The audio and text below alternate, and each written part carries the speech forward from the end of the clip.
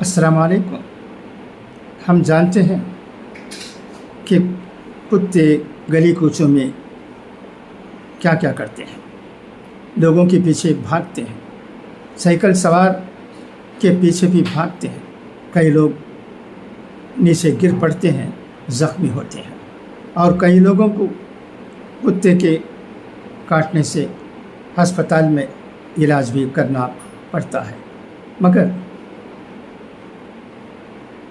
कुत्तों को लोगों से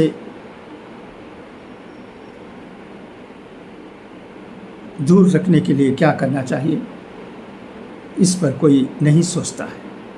ग्रुप में एक मैसेज आया है, ये अंग्रेज़ी में है, इसे मैं यूँ ही पढ़ देता हूँ, सुनिएगा।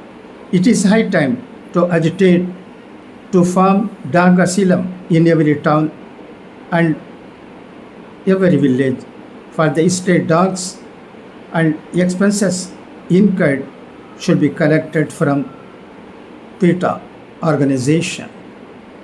ये बहुत ज़रूरी है। आमपुर में भी कई मकामात पर कुत्ते गली कूचों में जमा हो जाते हैं और लोगों के पीछे भागते हैं। कम उम्र बच्चों को तो बहुत डर लगता है कुत्तों को देखते हुए।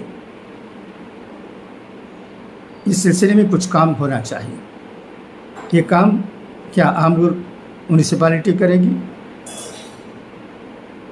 या इसे करने के लिए किस ऑर्गेनाइजेशन को सामने आना चाहिए, इस पर गौर कीजिए और कुछ कीजिए। मैं आमपुर के काउंसिलरों से भी गुजारिश करता हूँ कि वो गली कूचों से कुत्तों को दूर करने के लिए क्या करना चाहिए, इस पर सोचें और ज़रूर दूर करें। अगर कुत्तों के लिए एक असीलम बन जाए तो ये बेहतर रहेगा। ये बात वीडियो में आज कही गई है।